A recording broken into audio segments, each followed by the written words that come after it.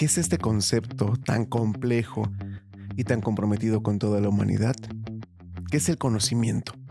Todos somos capaces, es decir, tenemos la posibilidad de conocer, lo sabemos, actuamos en relación con ello, vivimos pues con ello. La información que tenemos en nuestros cerebros al final, de una manera u otra, es conocimiento almacenado ahí que utilizamos pues en determinadas discusiones, al recabar o mencionar alguna situación, etc. Pero no sabemos con certeza cómo funciona, qué es, cómo recrear ese proceso tan minucioso pero tan sencillo a la vez. Hola a todas y todos, muchas gracias por estar compartiendo conmigo un tema más. El día de hoy estaremos hablando de la importancia del origen del conocimiento y los aportes que las corrientes filosóficas tienen para ello. Mi nombre, como ya saben, es Jesús Méndez, así que vamos para allá.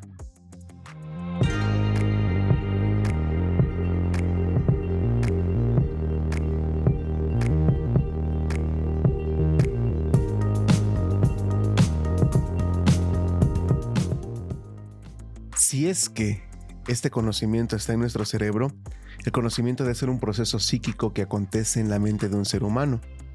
También puede ser un producto de un colectivo social que lo comparten muchos individuos. Como en un momento dado lo comentaban Abagnano y Wieselberghi, cualquier civilización que quiera llamarse a sí misma civilización, pues debe tener la posibilidad, la certeza de hecho de poder conservar y transmitir información, poder conservar y transmitir conocimiento pues por parte de las generaciones viejas a las generaciones jóvenes, y estas últimas tienen la responsabilidad pues de renovar y de corregir tal información. Podemos interrogar por las relaciones de ese proceso con otros hechos psíquicos y sociales, por su inserción en determinadas cadenas causales de conocimiento. Esa es la tarea de las ciencias. Ellas intentarán responder pues fraguando teorías que den razón de las causas, funciones, resultados de ciertos hechos, dice el señor Luis Villoro. Por lo tanto, es necesaria una recopilación de datos sobre las diferentes reacciones que se han tenido pues con respecto al mismo conocimiento, su validez, su génesis y su ser en sí. Parafraseando a San Agustín, todos sabemos qué es conocer, pero cuando nos preguntan qué es el conocer, qué es el conocimiento, no sabemos qué es conocer ni el conocimiento en sí mismo. Para ello se necesita una fractura de la pregunta y preguntar por el carácter psicológico y el carácter lógico del propio conocimiento. Es decir, con respecto a las preguntas que realiza Gessen, por ejemplo, ¿cómo tiene lugar psicológicamente el conocimiento en el sujeto pensante? ¿Y cuáles son sus bases lógicas? A principios del siglo XIX empieza una separación de las ciencias tanto naturales como sociales. Hay una reflexión sobre el status quo científico o, si se quiere ver más profundo, pues hay una crítica kantiana. Se trata de una demarcación, una delimitación para con las ciencias que hacen uso riguroso del método científico o que por lo menos intentan hacerlo, como aquellas disciplinas que quieren erguirse como ciencias. La epistemología, su trabajo, su labor, tendría que ser el poner en duda a las proposiciones científicas, pedir pruebas a todas aquellas disciplinas que busquen izarse en la asta de la ciencia.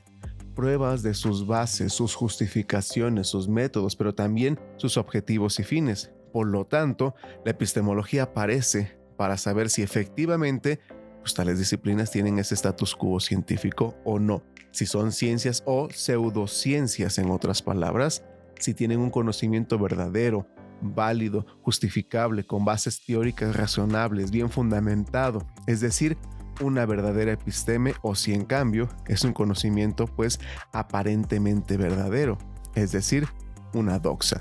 Ya hemos hablado también en alguna otra ocasión acerca de doxa y episteme, por aquí lo voy a dejar a un ladito para ver si también se pueden, o si ustedes gustan, darse una vuelta para profundizar más acerca de ese tema. Y es precisamente ahí la importancia de saber el origen del conocimiento. Si tenemos en cuenta ello, a lo largo de la historia de la humanidad ha habido pues muchos intentos por entender el conocer, el saber, el conocimiento mismo, su génesis, pero principalmente saber su validez. Puede ser falsa o verdadera una proposición lógica cualquiera. El detalle es qué tan válida es esa certeza o esa falsedad. Para ello, los filósofos han realizado una pregunta específica: ¿en qué condiciones algo puede calificarse de conocimiento?, dice Villoro. Por lo tanto, se tienen varias formas de entenderlo. Empecemos por la primera. En primer lugar, se tiene el racionalismo. Para el racionalismo, el conocimiento solo merece ese nombre cuando es lógicamente necesario y universalmente válido, dice Gessen. Una cosa tiene que ser esa cosa y no otra cosa, precisamente como es y no de otro modo, siempre así, en todas partes. Cumpliéndose esta orden, un conocimiento sería de tipo racional. Tiene una validez lógica y una validez universal. Todos los juicios emitidos por este medio proceden de la razón, que es la verdadera fuente y base del conocimiento humano. Su mayor ejemplificación es la matemática, la ciencia formal por excelencia. Para un segundo ejemplo, tendríamos a Platón, con su teoría del topos Uranus. En contraparte con esta realidad en la que nosotros vivimos, el primero es de validez universal. El segundo es el de la experiencia, que se presenta en constante devenir, cambio y transformación. Por lo tanto, no puede proporcionarnos un conocimiento verdadero.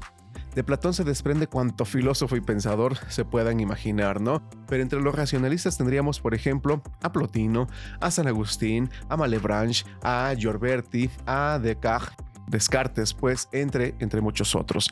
Resumiendo, el racionalismo es un proceso puramente lógico, un conjunto de abstracciones que se identifican con los principios supremos, válidos y principalmente universales del conocimiento humano mismo. Luego, tenemos al empirismo. El conocimiento viene dado, procede, pues exclusivamente de la experiencia, del trato directo con la realidad que nos es dada en la que actuamos y vivimos día a día. No existe un caudal de ideas situado a priori en el pensamiento humano. El espíritu humano es un receptáculo vacío en donde se puede escribir. Finalmente, quien escribe es la experiencia misma. Sobre la base de la experiencia se elaboran representaciones generales y conceptos. Las cosas están ahí puestas, dadas. El sujeto llega y las conoce a través de la experiencia con ellas. Este tipo de expresión del conocimiento lo desarrollan en un principio los estoicos. Luego, en la Edad Moderna, Locke, Hume, Condillac y el señor John Stuart Mill, entre muchos otros. En tercer lugar, el intelectualismo es una mediación entre las dos primeras formas del conocimiento. Dice que ambas formas, ambos aspectos intervienen en la producción del conocimiento. Es decir, existen juicios lógicamente necesarios y universalmente válidos, sí, pero los elementos básicos de tales juicios son un patrimonio a priori de la razón y los deriva de la vivencia práctica. Los lee, pues, de alguna manera, en la experiencia, dice Gessen. Personajes como Aristóteles, Tomás de Aquino, entre otros, concebían esta idea como que nuestro conocimiento es el producto de los sentidos que han llegado a un estatus superior formando conceptos esenciales por medio de otras operaciones del entendimiento para llegar a conceptos supremos y generales que están en las leyes lógicas del pensamiento universal. En cuarto lugar, se encuentra el apriorismo. Parecida al intelectualismo, intenta mediar entre el racionalismo y el empirismo, pero a diferencia de la estructura pasada, el apriorismo, pues, presenta elementos a priori, es decir, independientes de la experiencia, pero como formas de conocimiento, recibiendo su contenido de la experiencia misma. Son recipientes independientes en cada uno de nosotros, que son llenados por la experiencia. Los conceptos desprovistos de las intuiciones están vacíos. Las intuiciones son ciegas sin los conceptos, dice Gessen. El elemento a priori no viene de la experiencia a pesar de que se llene con ella. Es de naturaleza racional. Kant vendría a ser su máximo exponente.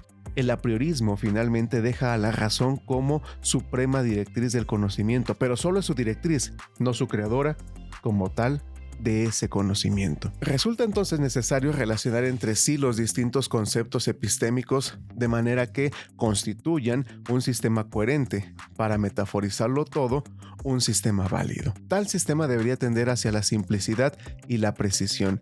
Es buscar un modelo conceptual que permita una interpretación mucho más precisa y válida del conocimiento. El conocimiento solo puede entenderse entonces desde la perspectiva de su relación con otros conceptos, con la relación de los fines del hombre en individualidad, pero también en sociedad. Ahora, hagamos un pequeño y básico comparativo sobre la esencia del conocimiento. Primero, desde la solución premetafísica, en donde encontramos dos divisiones. Primero, la objetivista, en donde el objeto determina al sujeto. El sujeto asume de cierta manera las propiedades del objeto, reproduciéndolas en sí mismo. Los objetos están dados como una estructura compleja. La conciencia no hace más que reconstruir esa estructura. Sus principales pensadores son Platón y Husserl, por ejemplo, y obviamente entre muchos otros, ¿no?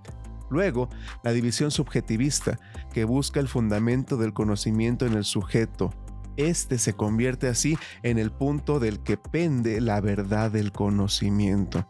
No es necesariamente un sujeto individual o concreto, es un sujeto de índole superior, trascendente. Lo característico del conocimiento ya no consiste en colocarse frente al mundo objetivo, sino en conectarse con el sujeto supremo, dice Gessen. Sus pensadores principales serían San Agustín, los neocantistas y la escuela de Marburgo. Después tenemos la solución metafísica, donde una primera gran división es la metafísica, pero entendida desde el realismo. Es decir, existen cosas reales independientes de la conciencia. Se subdivide en ingenuo, que no se encuentra influido por ninguna reflexión crítica acerca del conocimiento, no entiende que las cosas no son dadas en sí mismas, sino solo como contenidos de la percepción. Sus pensadores serían, por ejemplo, como Demócrito, entre varios.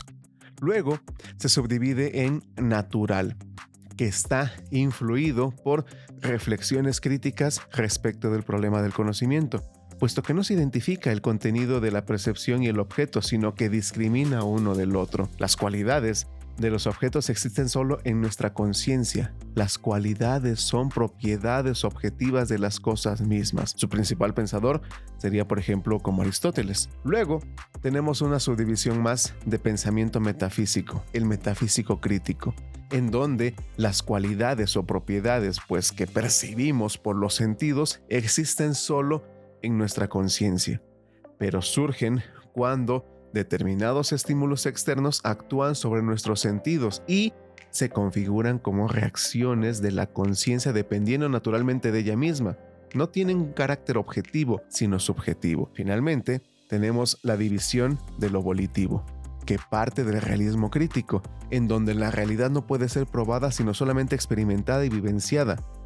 Es la experiencia de la voluntad lo que nos da la certeza de la existencia independiente de los objetos de la realidad. La segunda gran división metafísica es el idealismo, en donde hay uno metafísico y uno epistemológico. El primero, el metafísico, de lo que se trata es la conceptualización de la realidad como manifestación de fuerzas espirituales, de potencias ideales. Por otro lado, el epistemológico es en donde no existen cosas reales independientes de la conciencia. Los objetos reales son objetos de la conciencia, ideales. Lo dividiremos aparte en subjetivo psicológico, que es el conciencialismo, y el objetivo lógico, que va a ser lo que vamos a llamar el panlogismo. El primero, el psicológico, es en donde toda la realidad se encuentra encerrada en la conciencia del sujeto. Las cosas son solamente contenidos de nuestra conciencia. Al dejar de ser percibidas, dejan de existir. No poseen un ser independiente de nuestra conciencia, dice Gessen. Sus pensadores principales son como Berkeley, Schubert-Soldern y Schupp. El segundo, el objetivo lógico, el panlogismo, parte de la conciencia objetiva de la ciencia, de acuerdo con el método científico. El contenido de la conciencia es la suma de pensamientos, la suma de juicios. Por lo tanto, no hay nada psicológicamente real, sino lógicamente ideal, como en un encadenamiento de juicios.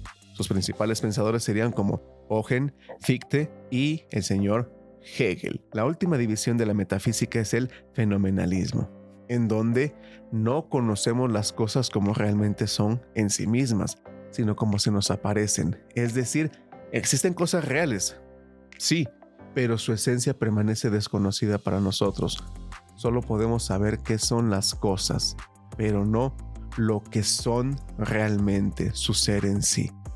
Finalmente, también podemos dar la solución a la esencia del conocimiento desde la perspectiva teológica, que estaría dividida en dos: la monista y panteísta, y por el otro lado una dualista y teísta. En la primera, solo existe una aparente dualidad entre sujeto y objeto. En realidad se trata de una misma realidad. hay una unidad absoluta. De ese modo, los atributos solamente representan aspectos de la sustancia universal, así que el sujeto y el objeto necesariamente concuerdan. En la segunda, la dualista y teísta, se mantiene la diferencia esencial del pensamiento y el ser, la conciencia y la realidad, pero no como algo definitivo, puesto que al final el objeto y el sujeto, el pensamiento y el ser desembocan en un mismo principio que reside en la divinidad.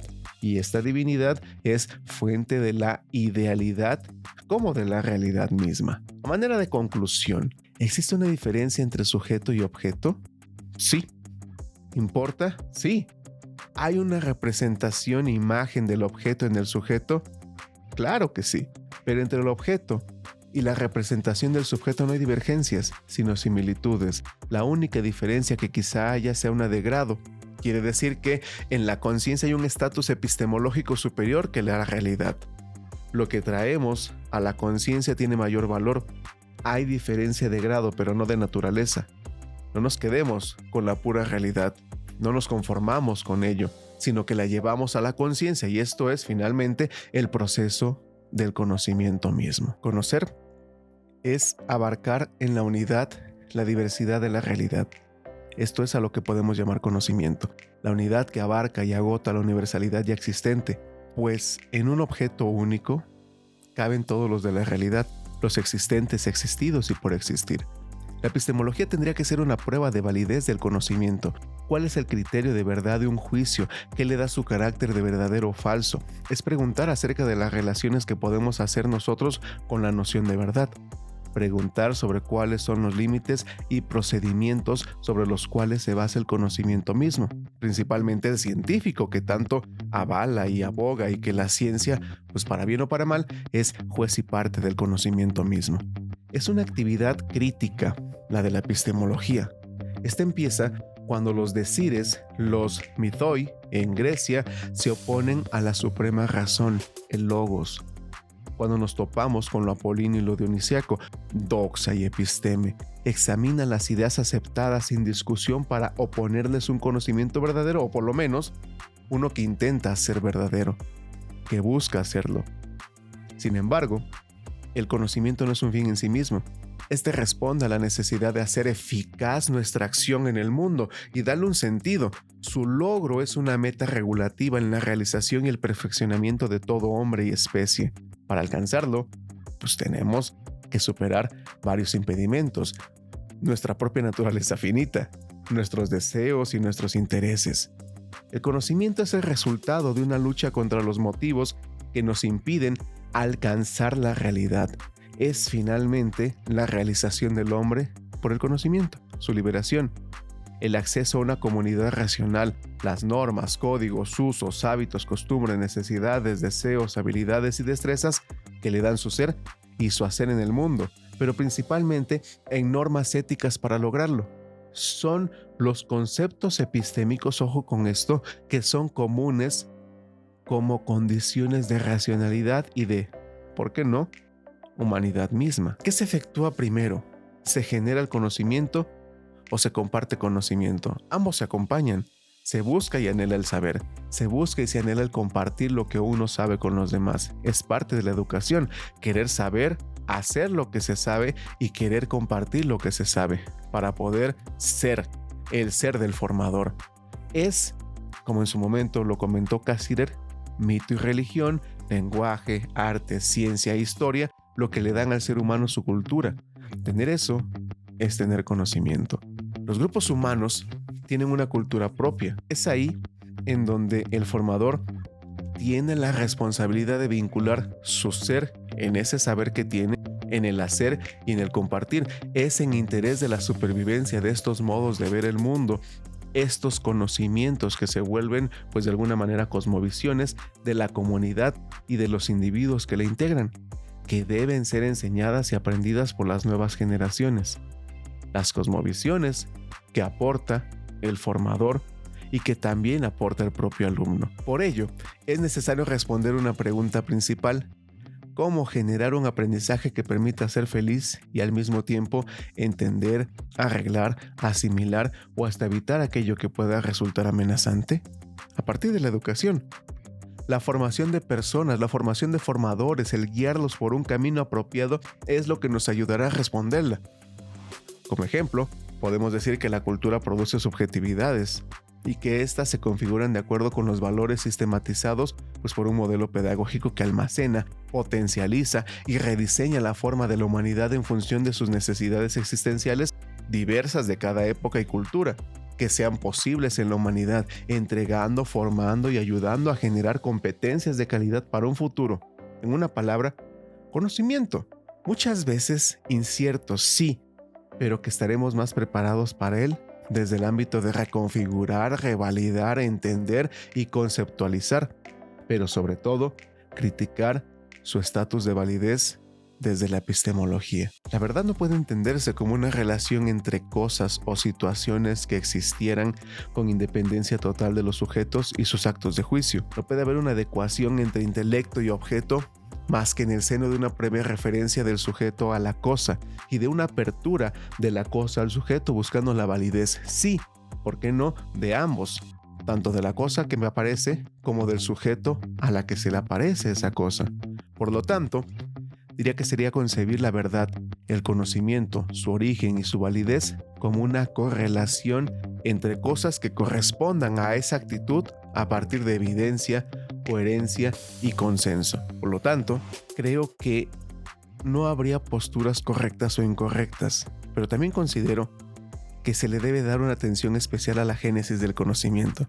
Si somos tabula rasa, si solo necesitamos una reminiscencia, o si es de acuerdo con postulados y formas a priori que establezcan ya un parámetro para, en su momento, aplicarlo al saber de un alumno en clases, descubrir si Rousseau, Freire, Vygotsky, Piaget, Ausubel y un largo etcétera tienen razón o no, calificándoles precisamente así, distinguiendo dos aspectos diferentes, el psicológico y el lógico, en búsqueda de la solución de la cuestión de la validez. El conocimiento es un conjunto de información almacenada en la mente de los seres humanos mediante la experiencia o el aprendizaje. Tal conocimiento, tal cúmulo de información, o como lo queramos ver, se adquiere a partir de la convivencia y la actitud social. Es decir, se obtiene, mantiene y difunde a través de la interacción con el entorno y con los seres humanos que nos rodean en un sentido de conservación y transmisión, renovación y corrección. Ya lo hemos comentado, de acuerdo a Bagnano y Bisalberghi.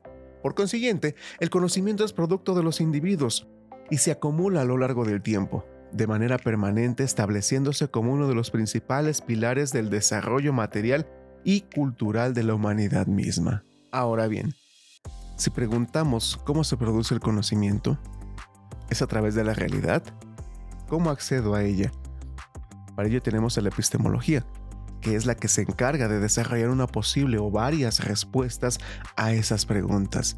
Esta se centra en el estudio de los principios, fundamentos y métodos que se sustenta la generación del conocimiento humano. Se concentra principalmente en dos objetivos, que son pregunta y respuesta de todo su método y disciplina. El sujeto, que es cognoscente, y el objeto, que es conocido. Asimismo, el conocimiento como proceso es psíquico, acontece en la mente de un hombre. Es también un producto colectivo, social, que comparten muchos individuos. Puede interrogar por las relaciones de ese proceso con otros hechos psíquicos y sociales por su inserción en determinadas cadenas causales de acontecimientos que lo expliquen. Si buscamos en su génesis, la del conocimiento, encontraremos respuestas a estas relaciones así como consecuencias de ellas. Las ciencias dan razón de la realidad, figuran teorías que den causas, funciones, resultados de los hechos que los competen. La biología, la física, la química, cualquier ciencia, dan respuestas de hechos concretos de la realidad y del uso del conocimiento en esa realidad. La pregunta inicial es, ¿qué tiene que ver la filosofía en todo esto? Cuando la filosofía ha intentado suplir esas ideas de las teorías, no ha sucedido otra cosa más que caricaturas de la ciencia, dice Villoro. El conocimiento de las ciencias no es el conocimiento que intenta buscar o descifrar la filosofía. La filosofía se encarga de estudiar los porqués y los paraqués del conocimiento, pero no como génesis, necesariamente, sino bajo la pregunta de en qué condiciones algo puede calificarse de conocimiento. ¿Cuál es la justificación y validez de ese conocimiento? No se trata de buscar relaciones causales entre hechos reales, si corresponde o no a la realidad, sino de análisis de conceptos. Esa sí es la tarea de la filosofía, puesto que no es una ciencia, no descubre nuevos hechos, ni propone leyes que expliquen un comportamiento. Ella analiza, clarifica, sistematiza conceptos. Al hacerlo, pone en cuestión las creencias recibidas, reordena nuestros saberes y puede reformar nuestros marcos conceptuales. Dice Luis Villoro que el análisis de los conceptos epistemológicos es tarea de la filosofía. La explicación de los hechos del conocimiento es asunto de la ciencia. Cuando hablamos del conocer el propio conocimiento, como nos comenta Romeo, que hizo en su momento Kant, ahí estamos hablando de filosofía, no antes de ello. Cualquier otra cosa es pertinencia de la ciencia. Muchas gracias a todas y a todos por acompañarme hasta este momento del tema. No olviden suscribirse para que puedan tener acceso inmediato a más información y contenido de este espacio con respecto a temas de arte, cultura y educación. Mi nombre es Jesús Méndez y nos vemos en el próximo tema. Hasta pronto.